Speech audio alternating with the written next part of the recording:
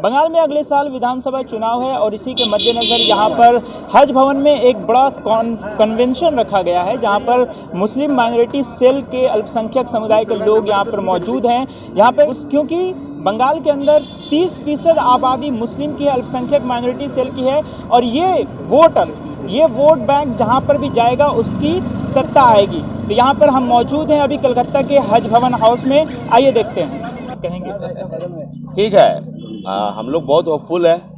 2011 में भी हम लोग इलेक्शन लड़ा था, बहुत क्राइसिस में लड़ा था। अभी ऐसा क्राइसिस नहीं है, और कुछ लोग पार्टी में इस तरह होता है, आना जाना होता रहता है, तो इससे कोई फर्क नहीं पड़ेगा। आपने देखा नहीं दिल्ली का चुनाव में पूरा दिल्ली का मसनद संतलत, माने प्राइम मिनिस्टर से लेकर होम मिनिस्टर, पूरा मंत्री पूरा दिल्ली था, वहाँ उतर गया।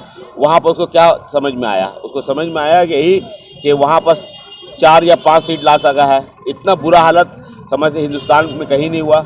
मैं समझता हूँ कि बंगाल के अंदर भी यही असर होगा, क्योंकि बंगाल के आवाम या मट्टी इतना सेकुलर है, इतनी मजबूत है, वो सब कॉमनल चीज़ में नहीं आएगी।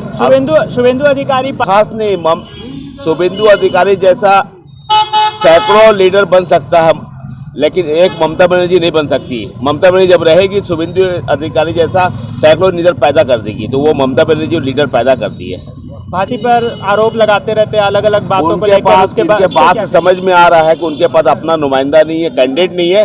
वो दूसरा पार्टी के लोगों को अपना कैंडिडेट बना रहे हैं। अगर कैंडिडेट होता तो वो अपना बोलते 254 में हम कैंडिडेट दे पाएंगे, लेकिन वो कैंडिडेट उनके पास है ही नहीं उम्मीदवार।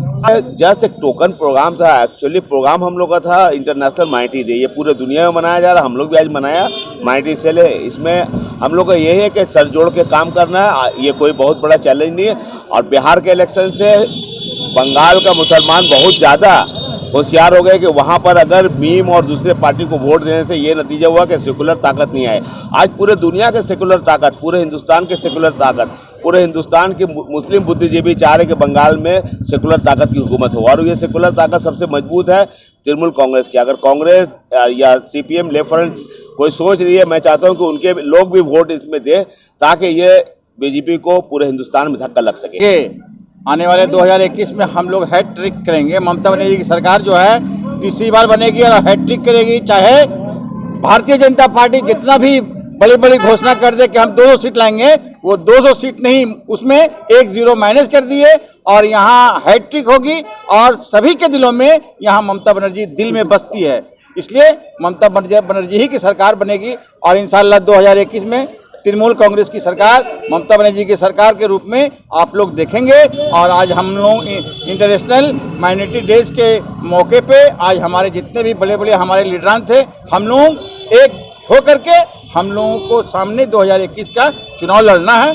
यही हम लोगों से अपील करेंगे आपके माध्यम से। आप हालात बंगाल भी हमारे न्यूज़ को बहुत कवर करते हैं, मैं आपको भी मुबारकबाद देंगे इंटरनेशनल मतलब आज माइनॉरिटी डेज के ऊपर में कि आप लोगों ने हम लोगों के पूरे कवरेज को आप लोगों ने शाये कर रहे हैं, इसलिए आपको भी मुबारकबाद। और 2021 ममता बनर्जी की इंशाल्लाह जी। हम है कहना, सबसे पहले मैं उन सारे लोगों को बता दूं कि ये स्कीम कोई नई स्कीम नहीं है। सबसे पहली बात है कि ममता बनर्जी जब से सत्ते पर आई हैं तब से कुछ न कुछ जो है वो कर रही हैं। 2011 से सब कुछ चल रहा है। 2011 से पहले लोगों को दफ्तरों के चक्कर मारने पड़ते थे, चप्पल खिंच जाते थे, लेकिन आज जब से ममता बनर्जी आई हैं उनकी नेतृत्व में सारे लोगों का राशन कार्ड, आधार कार्ड, सारा कुछ उनके घरों तक पहुंचा है। और ये अपने आप में एक मिसाल है। और ये जो लोग भी लांछन लगा रहे हैं, उनके पास करने के लिए कुछ है नहीं, बोलने के लिए कुछ है नहीं। तो ममता बनर्जी वो ऐसी नेत्री है, एक ऐसी महिला है जो खुद एक महिला होकर उन्होंने पूरे देश में नहीं बल्कि विदेश में भी दिखा दिया है कि वुमेन एम्पावरमेंट का सही मिसाल अगर कोई है तो वो ममता बनर्जी है। इसमें क्या कुछ चुनाव की रणनीति पे क्या बातचीत हुई? देखिए, आज इंटरनेशनल माइनॉरिटी राइट्स डे है, तो इसके लिए सबसे पहले मैं सब जितने भी माइनॉरिटी धर्म को जितने भी लोग हैं माइनॉरिटीज़ के, उन सबको मैं बहुत बहुत बधाई देती हूँ। और दूसरी बात है, आज स्टेट में बंगाल का चुनाव जो है वो होने वाला है। 2-4 महीनों में यहाँ पर चुनाव होने वाला है और माहौल जो है बहुत ज़्यादा गर्म भी हो चुका है। BJP पार्टी जो है वो काफ़ी जोश में आ चुकी है। जिस तरह से वो लोग हर चुनाव से पहले जितने ज़्यादा एक्टिव हो जाते हैं, वो बंगाल में भी एक्टिव हो चुके हैं। यहाँ पर जितने भी लीडर्स हैं उनका अदल बदल जो भी चालू हो चुका है। जैसे हमने देखा 3 दिन पहले जो है कई TMC के ने जो है वो BJP ज्वाइन किया, TMC को रिज़ाइन करके।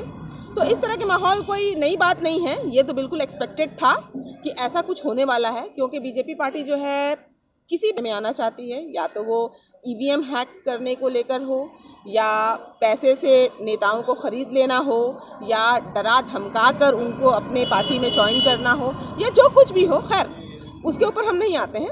आज चूँकि माइनॉरिटीज़ डे है और पिछले 5-6 सालों से माइनॉरिटी की जो देश में दशा हुई है, खासकर कुछ चीज़ों को लेकर परेशान करना, हमने देखा है कि लास्ट ईयर किस तरह से हमने CAA NRC को लेकर प्रोटेस्ट किया। उसके बाद अभी हम देख रहे हैं कि फार्मर्स, खासकर जो हरियाणा और पंजाबी लोग जो हैं, वो लोग भी माइनॉरिटी के हैं और वो लोग किस तरह से आज परेशान हैं। तो हर माइनॉरिटी के लोग जो हैं ज़्यादातर परेशान हैं इस देश में आज पिछले 4-5 सालों से।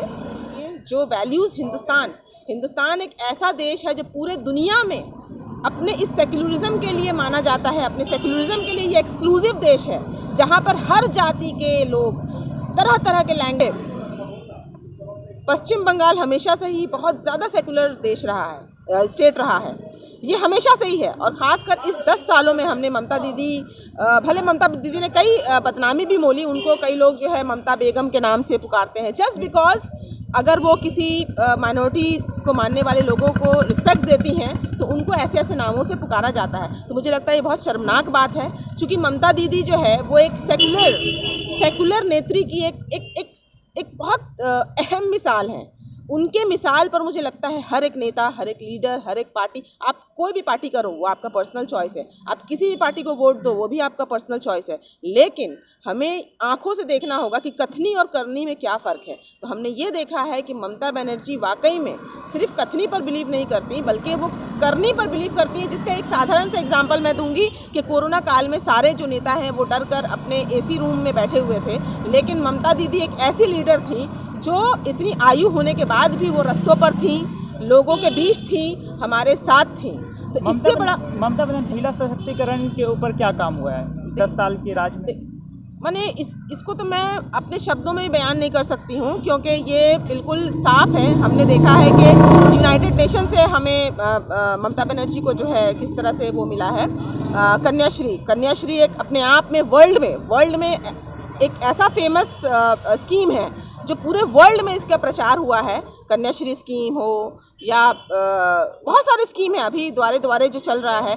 तो यहाँ पर वुमेन एम्पावरमेंट ममता दीदी के नेतृत्व में बहुत ज़्यादा हुआ है और वाकई में हुआ है। देखिए, कथनी और करनी में जैसा अभी मैंने कहा कि जुमलाबाजी से कुछ नहीं होता, हमें एग्जाम्पल सेट करना पड़ता है, हमें दिखाना पड़ता है, हमें अवार्ड लेने पड़ते हैं। तो ममता दीदी के कई ऐसे स्कीम हैं जो वुमेन से रिलेटेड हैं, बच्चियों से रिलेटेड हैं, और वो सिर्फ नेशनल नहीं बल्कि इंटरनेशनल भी वो वहाँ से अवार्ड लेकर आई हैं। हमारा जो वेस्ट बंगाल है वो उसने साबित कर दिया है कि वुमेन एम्पावरमेंट हम सिर्फ किताबों में, सिर्फ बातों में, जिस तरह से हमने देखा है कि बेटी बचाओ बेटी पढ़ाओ का नारा जो है वो लगाते हैं, लेकिन उनके ही जितने भी बीजेपी के जो राज्य जो स्टेट है वहीं पर बच्चियों की हत्याएं ज़्यादा होती हैं, बच्चियों के रेप ज़्यादा होते हैं, बच्चियों के ऊपर डाउरी के केसेस ज़्यादा हैं, डोमेस्टिक वायलेंस ज़्यादा है। लेकिन बंगाल एक ऐसा क्षेत्र है, एक ऐसा स्टेट है जहाँ पर औरतें बहुत ज़्यादा सुरक्षित है। एज अ वुमेन मैं बोल रही हूँ कि मैं यहाँ सबसे ज़्यादा सेफ फील करती हूँ।